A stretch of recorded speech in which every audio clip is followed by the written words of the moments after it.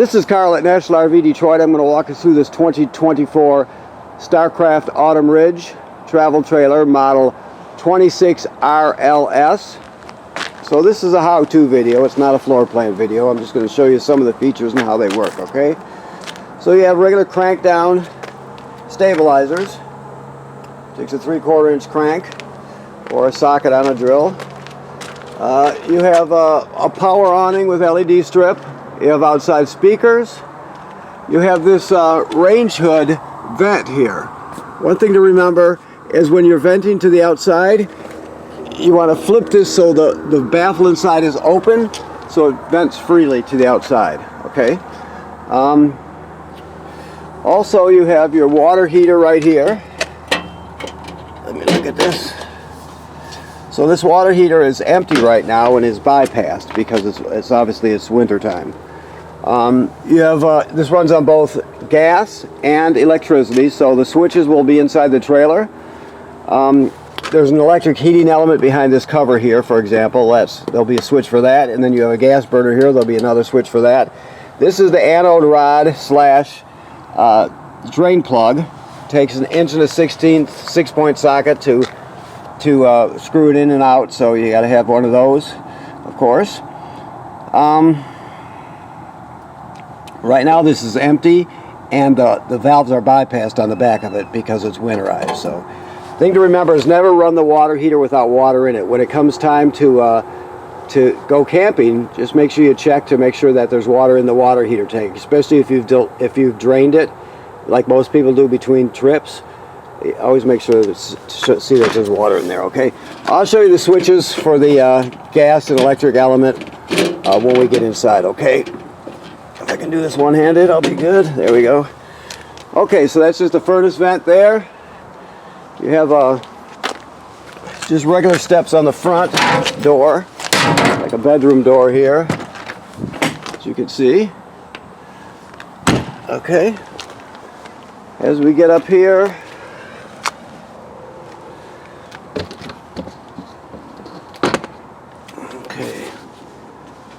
there's your crank there, and there's the drill attachment right there. This is the sprayer that hooks under the spray ports. That's a reducer to go from 30 to 20 amps. There's your dump hose right there. We'll go around to the other side here. You have a deep cycle marine battery. You have 2 LP tanks here. Hey bud. You have 2 LP tanks here. And of course you have a power tongue jack right here with a hitch light on it. Now if this ever fails on you, you can pull this cap off right here. There's a rubber plug here. Pull it off and you can use the crank, the 3/4 inch crank, or the drill attachment to operate this manually to get yourself out of trouble. Okay? Alright, so come around here. This is your shore cord. It's 30 foot and 30 amps. I showed you the reducer to reduce this down to a 20 if you need to plug it in at home for some reason.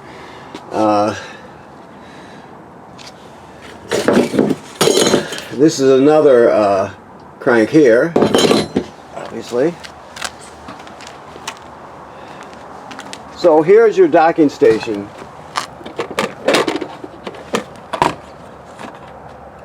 So you have your valves down here. Here's your black valve on the left, which is toilet water and waste. The gray valve, which is sink and shower water, is on the right. Okay, so you hook your water up right here, city water. And if you look at this drawing right here, it shows this valve, this blue valve handle is in the vertical position, which means it's set up for city water. So if you hook the hose on there, the valve's in this position. It's going to feed all the attachments, the faucets, everything. So the plumbing will work as normal. Now, if you're camping someplace that doesn't have city water, let's say you're boondocking, you can pre-fill the freshwater tank by turning it to this position here. Right, you can see the drawing right there, and turn on the hose here, and it'll fill your freshwater tank.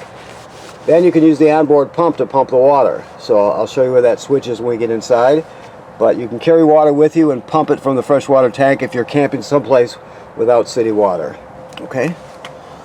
That I showed you that coiled sprayer that attaches right there. This is your black tank flush right here. So after you dump your black tank, right? You pull the valve out, dump it. You can hook the hose of the dump station right on here. Hook it on here and turn it on. It'll spray out the inside of your black tank. It'll clean off the sensor so you can get a good accurate reading. Just remember, what, like it says on this sticker, always have the black tank valve open before you turn on the water. That's important. And then you have cable and satellite through right there. Okay. Low point drain right there, as you can see.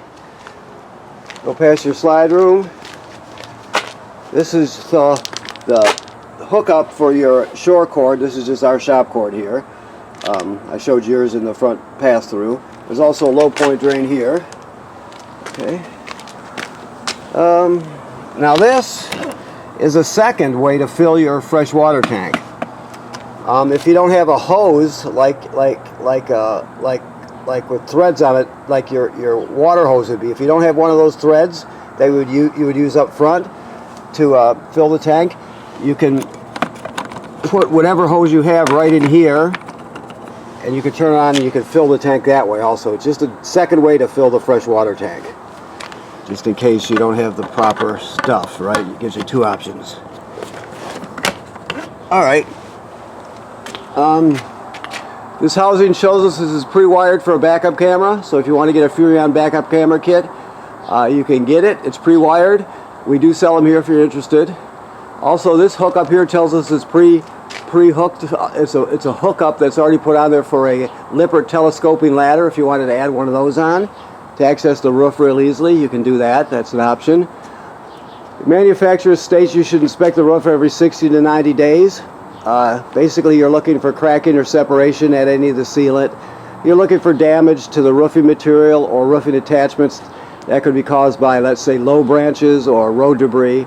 You can't see what's happening on the roof unless you go up there or somebody goes up there, so every 60 to 90 days it should be part of your regular maintenance, just so you can stay ahead of any possible issues. Okay, so let's go inside. Okay. Come over here and turn on the... Well, let me start with some lights here. Okay, so you can see I turned on the awning light, and then this is the switch for the power awning. You can see right like that. Very simple. Okay, this is your slide room in and out here. Just like that. When you hear the ratcheting sound, you just take your finger off the button. Okay, your water pump is right here. You turn the water pump on and off. You would use that water pump to pump water out of the fresh water tank if you don't have city water. You also would use this to winterize the trailer. Your water heater on gas is right here. To turn on electric is right here. Never run the water heater tank without water in it. And then you have your, of course, your levels here. They're all at the top. They graduate up by 1/3 increments. Battery, fresh water tank, black water tank, gray water tank, so on and so forth. Okay.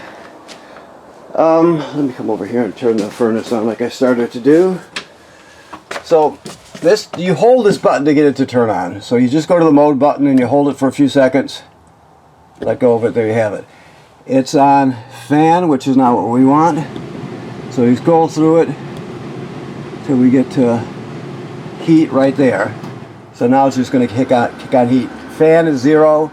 Heat right in the trailer right now is 32, but it's set for 68. So it's pretty simple. It works like all thermostats. You just punch the mode button until you get to the mode you want, whether it's air conditioning or the fan running without the air compressor or the furnace or whatever you need, okay? Okay. So back over to here. This is where your mounting bracket for your TV will be, and that's where you hook up your TV. This is your sound system here. It's AM/FM radio. It has Bluetooth, so you can stream wirelessly from your phone or your tablet. It has a USB drive. It has 2 speaker zones. 1 is inside the trailer, 2 is outside the trailer. Okay, it's an HDMI in if you need to go into the system. Let's say you got a TV hooked up here and you have a portable Blu-ray player. You could go into the system with through this HDMI in right here, you go into the system with that if you needed to. Okay, very simple. Now down here, this is your carbon monoxide LP gas detector. It should always be green. If it's not green, get it serviced. It's obviously very important. This is the power converter here. Converts AC to DC power. So you see you have regular 110 AC circuit breakers right here, and they're all labeled. Then the power's converted to 12 volt DC over here, so you got 12 volt fuses, 12 volt DC fuses, and they're all labeled right here. And this is also a battery tender, so it'll sense how much energy your battery up on the tongue needs, and it'll send as many amps necessary to keep it charged. That's as long as you're plugged into shore power. So it'll send DC power to your battery. Of course, when you're pulling down the road, your tow vehicle's alternator will be sending power through the charge line and charging your battery while we're going down the road. Now, seeing that we're talking about power right now, I'll come over here. This is the solar controller right here. I have to see if it's better to use it with, let's see here. Bear with me. It's up kind of high, so I can't get a really good picture of it, so I'll see what I can do here. So, right now, 32 Fahrenheit, just like we saw on the other one. You can't see it very well on the monitor, or on the picture, I mean. Right now, let's go with this. It says you have a flooded battery, which is right. This is the most important screen. 13.7 volts. DC are in your system, right? So we have 13.7, then it'll come around again. 2.9 or right now 2.5 amps are being gained from the sun, right? So it's taking sunlight and storing 2.7 amps in your battery. Now it's down to 2.5. That'll change throughout the day depending on the angle of the sun in the sky, if there's any clouds, you know, all the weather conditions. But that's the most important screen right there, okay? Tells you your bulk charging right now.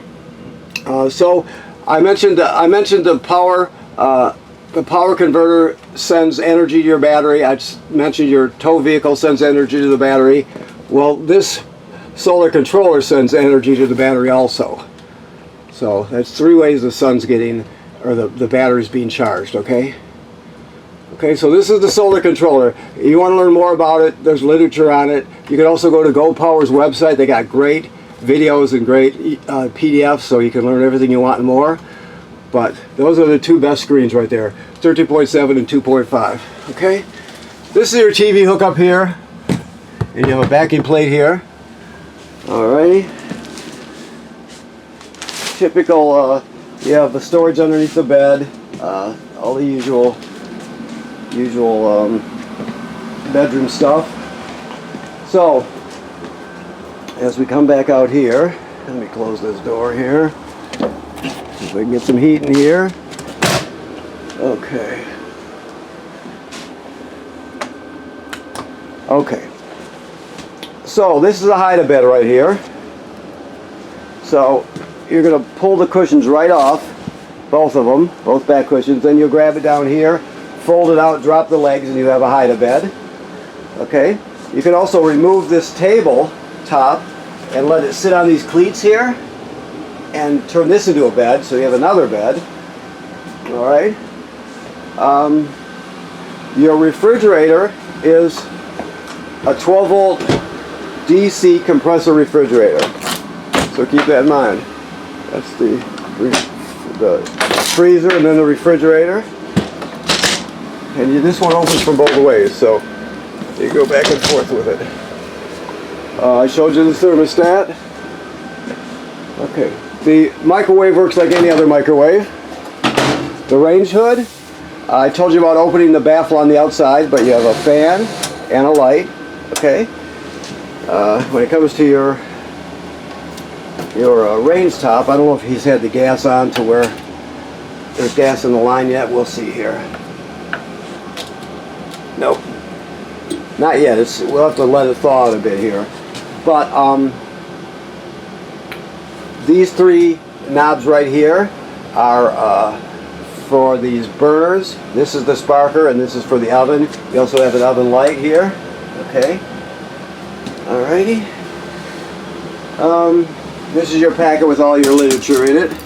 You have USB chargers all over the trailer. These are your keys, of course. Let me see if I forgot anything. Your smoke detector's right here. Let me look around.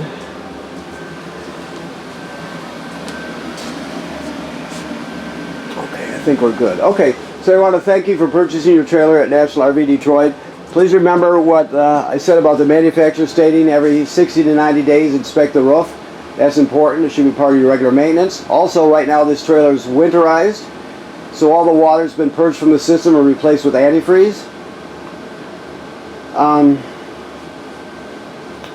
The water heater itself is in bypass mode, so always make sure that there's water in the water heater tank before you turn it on, okay? Thank you very much.